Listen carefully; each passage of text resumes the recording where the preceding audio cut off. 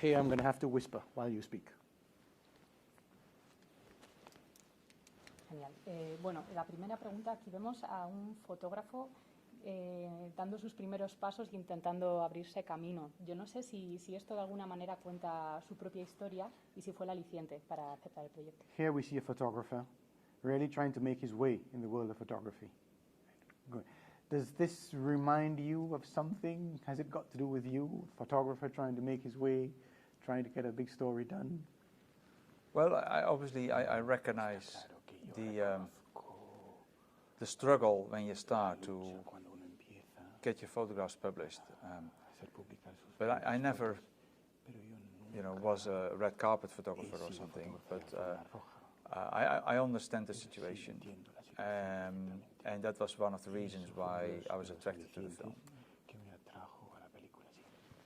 En algunos momentos de la película se ve que la inmediatez y casi la improvisación del momento, ¿no? De esos momentos surgen las mejores fotografías. At times we see immediacy, improvisation in the films, in the film. Such moments perhaps bring out the best part of situations for things like that, and in the film as well, for taking photographs. Yeah, I always feel that an intuitive approach is really great for photography. It's much harder in film. But, and Dennis Stock, of course, was more a documentary photographer than I am, so he sees situations and reacts to it. ¿No sintió, digamos, no sé si miedo al introducirse en una vida tan icónica? Weren't you afraid or intimidated by getting into such an iconic life? Well, you obviously have to work with people's perception of James Dean. And their idea about James Dean is based on the movies they see, whereas we film in James Dean outside of these movies. So you're always going to have a little bit of a struggle, I think. But that meant that the actor we're going to choose for James Dean had to make us believe very quickly on in the film that he is that guy, and I like to think that Dane DeHaan did an amazing job.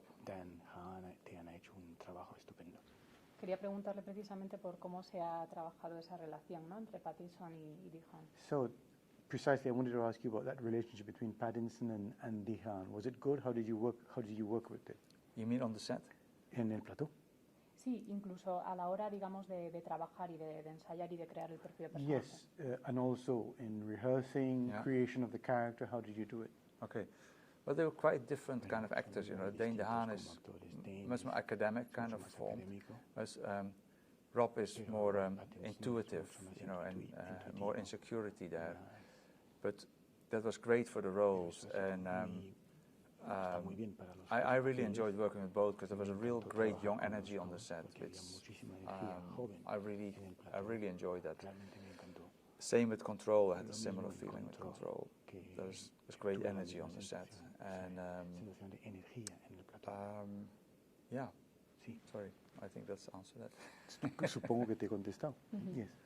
Bueno, yo me preguntaba viendo la película qué retrato o qué fotografías habría hecho Corbijn de James Dean si hubiera tenido la oportunidad. When I was watching the film, I couldn't help wondering what photographs would Corbijn have taken of James Dean had he had the opportunity to. Yeah, well, that for me is also an open question. I like to think that Dennis Stock did great pictures because they were documentary-like.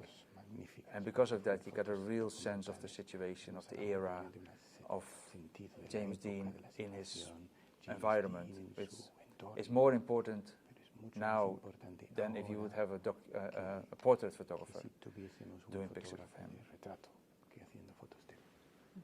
¿Qué admira de su obra, de su trabajo hasta hoy, no solo de su obra de Dennis?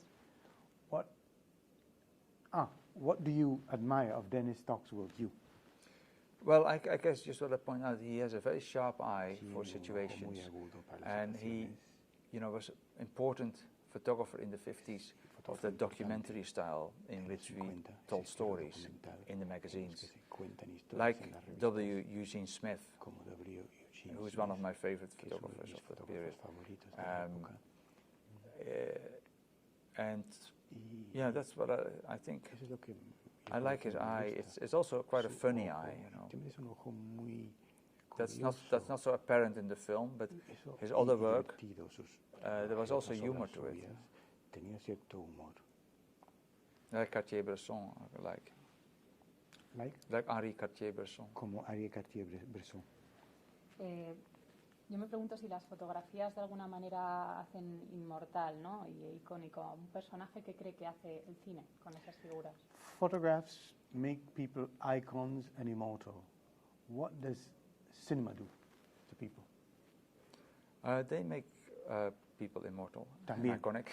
Yeah, just the same, you know. It's just different way of distribution, you know.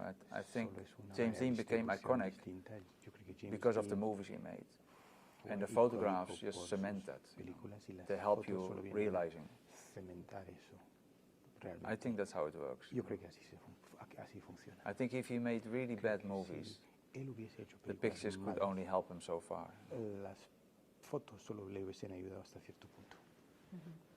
Y en esta relación entre los dos, en ese intento del personaje de Dennis, ¿no? De Pattinson, por encontrar el retrato perfecto y el momento, yo no sé si él si tiene algún momento de conexión y si se siente identificado con ese personaje. This search on Dennis's part to find that perfect moment, that perfect situation, which is his work as a photographer, I don't know if you as well can identify very much with that search, that constant search for that.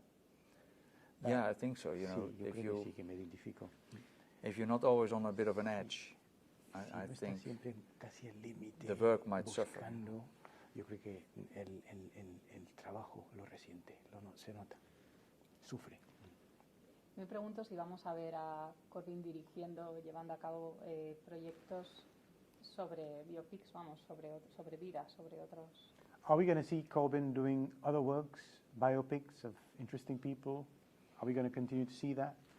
Yeah, well, in a way, this is not much of a biopic, but you know, the next film is also a story based on true events. It's not a biopic, but it's based on true events that played in America in the late 40s, early 50s. ¿Alguna pista más? Can you give us more? Yeah, no, you can Google it. It's a book I'm going to do a film of called Devil in the Grove. Se llama El Diablo en el campo. Yeah, like the orange groves. You know, en el naranjal.